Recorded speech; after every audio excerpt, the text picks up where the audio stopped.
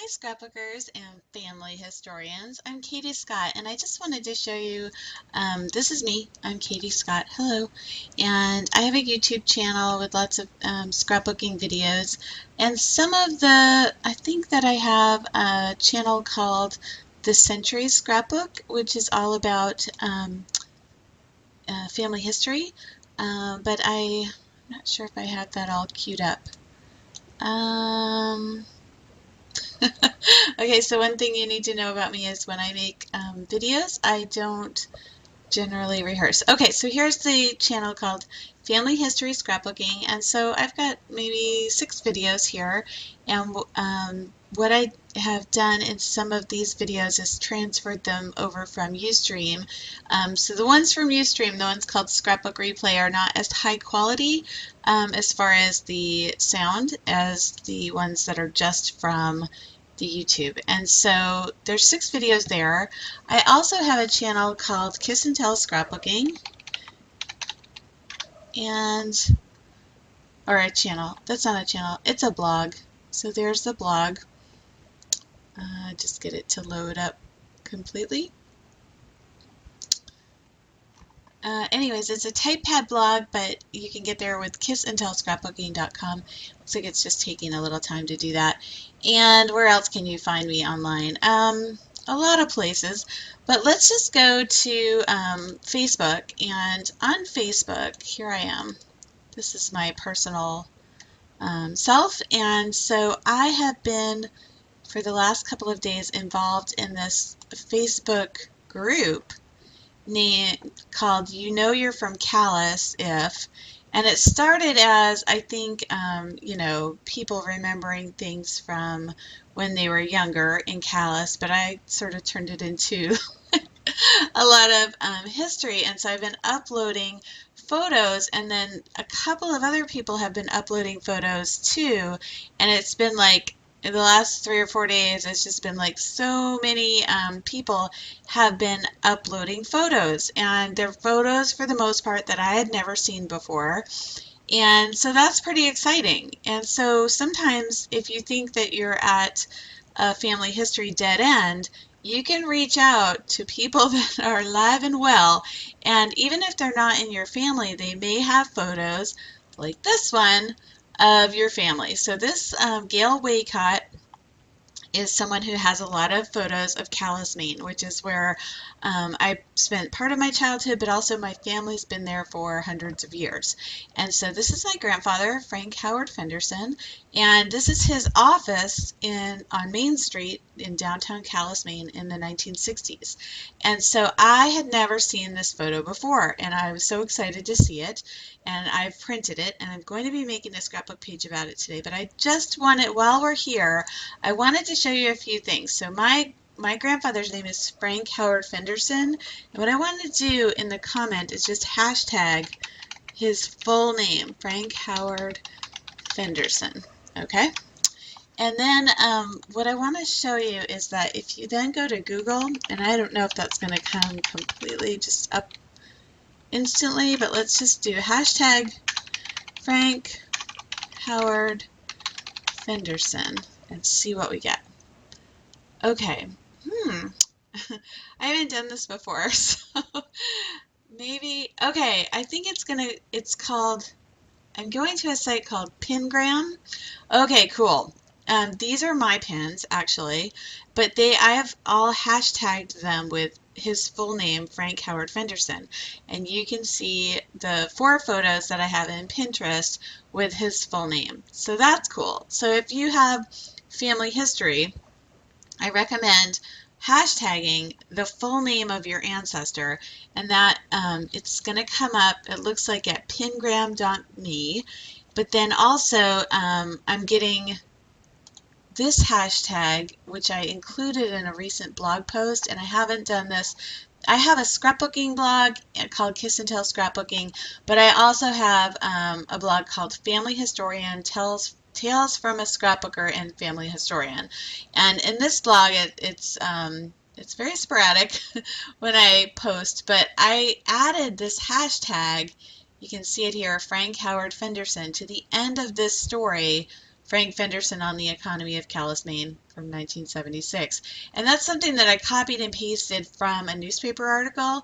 And so I put the source here in the newspaper article so I could get back there if I needed to, and also to credit them. But it was just kind of like the blog is sort of a note and helps me to keep track of my sources. Anyway, so this is a new thing that I've been doing. It's not a new thing that family historians have been doing. The hashtagging your ancestors' full name is a great way to try to keep track of them on the internet. So another thing that I'm involved with is Ancestry.com, or I have a membership account. And so he's in here. This is Frank Howard Fenderson. I can't believe I don't have and this isn't my full family tree. This was the Frank Fenderson family tree because at one point I had gotten it all mixed up, and I just kind of wanted to start again. But what you can do in Ancestry, it's so cool. So here's some Ancestry hints. And there's a photos and stories. Let's just have that come up. And so many of these photos are going to be my photos. So I'm just going to say attach. Great. I'm just going to pick the ones that I know are him. This is his dad here. I'm not going to attach that to him. This is him. This is him. So I got a bunch of them there. Whoops. Yeah, that's him. So I'm just attaching them. But generally, they would be probably from other people if it's your first time on Ancestry.com. And you can just search your family member and find lots of good things about them. And so, okay, what I wanted to see, I kind of wanted to do a little test here, is I will go back to this picture here. So he was the potentate of the Shriners in Bangor, Maine, the Anna Temple. And so what I want to do is make a comment on this photo, and I'm just going to put that Frank Howard Fenderson in the hashtag, and I'll submit it. And I'm not sure that Google would pick up on that like that fast. Let's see how fast Google is. I don't think that it's going to, but let's just see. If it does, I'll be very amazed.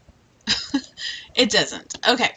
But I think it will eventually. You know, it probably, there's probably spiders and internet spiders and that sort of thing. But I would just start to recommend whenever you post anything about your ancestors online, just tag it. So that's my tagging tip.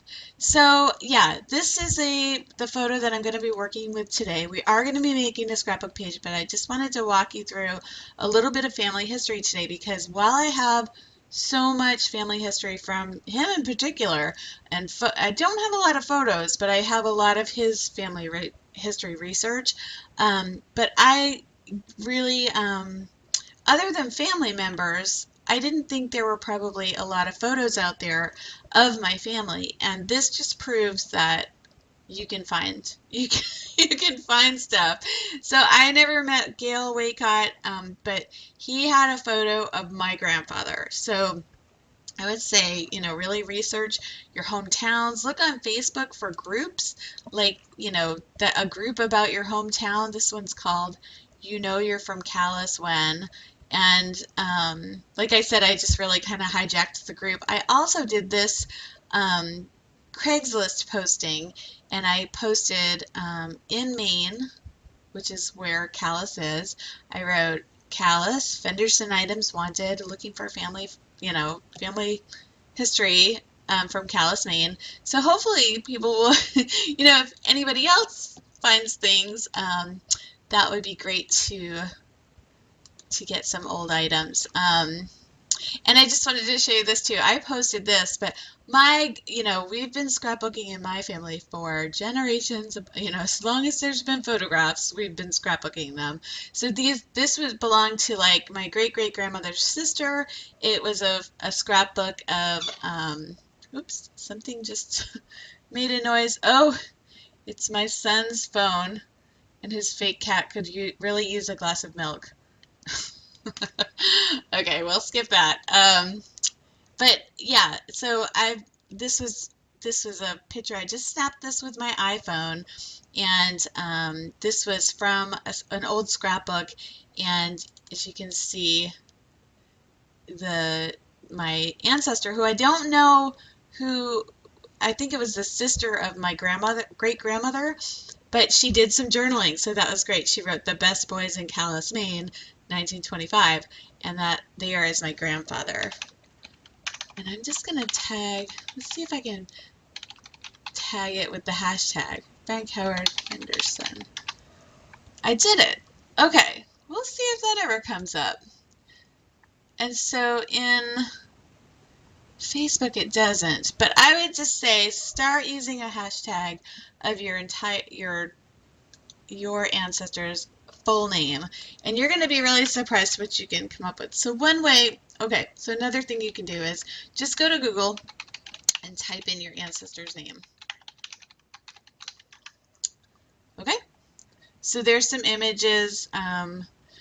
We've got Find a Grave, and I think my cousin put his Find a Grave up there. We've got some from Ancestry. We've got some from my own blog, but I'm not really, and I've got one from his high school, the Calais alumni. They have a lot of records there, but I'm not getting the same results that I got when I did another search. I did just without his middle name, Frank Fenderson, and then I wrote Calais, Maine Antiques, because I know, I think when my grandparents died, my dad and his brother and sister probably got rid of most of the stuff, and so I'm thinking that a lot of that is in that same area. I don't think they took all of the items. I think they probably sold it to an estate sale kind of a thing. So I'm getting my grandmother's obituary, and then I'm getting, my grandfather did some really interesting things as far as family history and history of where he lived. And so this here is, he and a bunch of other folks would get together. This was in 1983, and they would like cassette record them talking about different things. So this is Past Winters Remembered, and this is what he says. Let's see. I'm just going to read you this as an aside because it's just so interesting. Let's see. Well, and talking in the background. Actually, the way this thing was laid out, I'm not supposed to do anything. People are supposed to do all the heavy work. I hope I can badger you into doing a lot of it. But the title was going to be Winters Many Years Ago.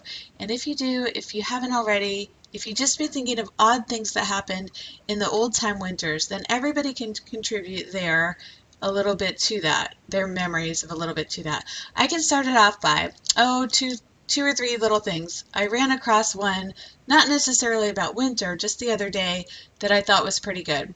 It was either in Down East Ancestry or in Second Boat, that little magazine that the girls in Machias put out. So blah, blah, blah, blah, blah. So he says, my memory stopped probably at about 1915. Now, he was born, I think, in 1920, or in that neighborhood. I can pretty well remember that far back, but not much beyond that. But there are two or three things that stick in my mind about living in Calais. This was Milltown, actually, the bad side of Calais, and that at that time we didn't have too many automobiles. Matter of fact, people who had them put them in a barn or a shed somewhere and jacked them up and left them for the winter. Now, as far as the roads went, the roads were not plowed at all. They were broken out, as the expression went. We had people with a big crush sled, and they would take this sled and drive it around, and they would beat down the road somewhat so you could travel by the horse sled. And the remarkable thing that I remember was that there was plowing done, but we plowed the sidewalks so that people could walk. And he goes on, and he talks about a lot of different things, but those are some stories that, like, I don't think I wouldn't necessarily know about. Like, I never saw this article or knew that he was doing this growing up. And he talks about how here he used to go out and you just went out and cut down a tree, wherever one was. And he brought a tree home and he was so proud of it. And his mother said, my mother, who is smart in a lot of things, looked at it and she said, "That's a Scotch spruce. I won't have it in the house. Don't you know any better than that?" So I got a very quick indoctrination on the difference between a Scotch spruce and a fir, and I never made that mistake again. And so he went out and cut down another tree.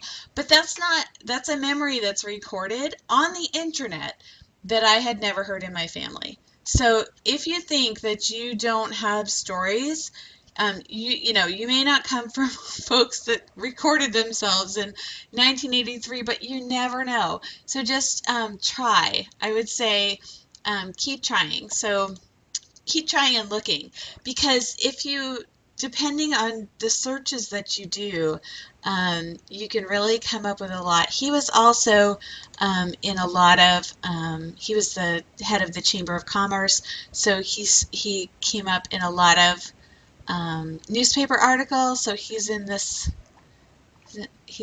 article about traffic congestion in Calais, Maine, where the population is about 3,000 people.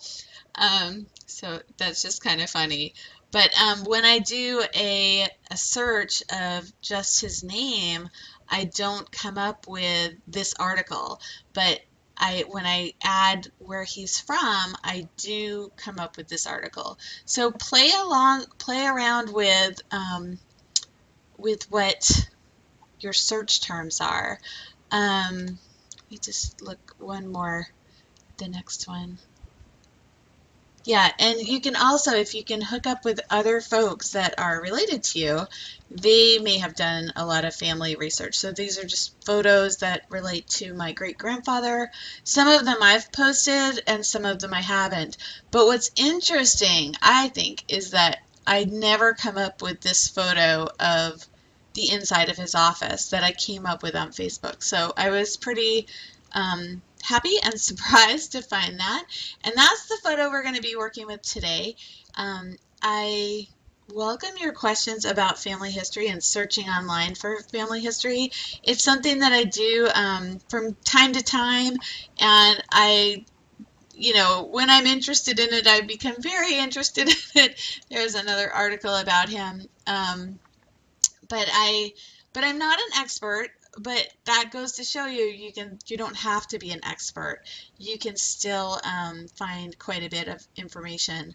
And this internet archive is very interesting. I found a lot on both sides of my family on this, and it's a little, when you go through it, it's kind of difficult to get through it all, but the texts of some of these books are very interesting. So, yeah, I would say just Google those ancestors and see what you come up with. And then also collaborate. So collaborate with people on Ancestry.com, but also don't forget about Facebook, because you will find people on Facebook, and you'll find information that you didn't necessarily know was out there. So what I don't necessarily recommend is you go to these kinds of sites. Like, this is deathrecord.com, and I think they want to charge you. So I am seeing his date of death, and that looks accurate. Yeah, he was born December 4th, 1921. That looks accurate. But I think that if I get into more than that, they're going to want to charge me, I think, which is fine. But I think that you can find that same information on Ancestry.com and not have to pay piecemeal. And I don't know, I don't see a pay me now, but I'm sure it's coming. Anyways, so there we go. Let's see. And then I'll just do one more Google search here.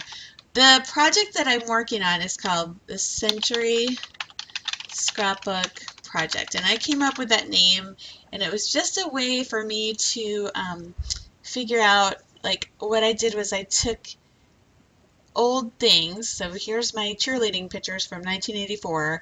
And so in this scrapbook, I have one page for 1984. I have one page for 1945, one page for 1903. And it just goes through from 1900 until now. And I did it in a format that was 8.5 by 11. And it just made it so that I could easily digest some of this family history because sometimes, depending on if you have a lot or if you have a little, but I think either way, the whole thought about doing your family history can quickly become overwhelming. And so this was just a way that I could say, when were these photos taken? This is my mother in 1946. That's my 1946 page. So I don't have to tell every single thing that ever happened to her. I'm just doing one little page. And that's just how I chose to tackle it. Here's 1941, a picture of my great uncle, in a newspaper article that I found online about him in World War II. Here's one from 1925. I had this photo here of my grandfather in third grade, and it says the Harrington School, so I Googled the Harrington School, New Bedford, Massachusetts, and I got a picture of the school. So I never would have known what the school looked like just by looking at the picture. So I added the context. So it's fun. I think family history is a lot of fun. Here I am. That's me as a baby, 1970. Hello. But it can be a little overwhelming. So what I just recommend that you do is just pick a year or pick one ancestor and just find out as much as you can about that person or that year, or just a little about that year, and then make a page. And then do a little more research and then make a page instead of just trying to tackle all of your family history. Get it into bite-sized chunks so that you can really make some progress. I did that same idea here with my Nana, who her obituary said she was the valedictorian at Mount Allison, but when I called the school, they said she was not. I checked it, so I don't know what the story is there, but I also got a photograph of her school to put with her picture. So I'm going to be right back, and we're going to be making a scrapbook page with that picture that I found recently on Facebook that I had never seen before, that I was just so excited to find. So if you think you don't have, that you know everything that there is to know, you don't. Yeah, that's my advice for you. Okay, I'll be right back. Let's see, how do I turn this thing off? I'm going to turn it back on. Oh, here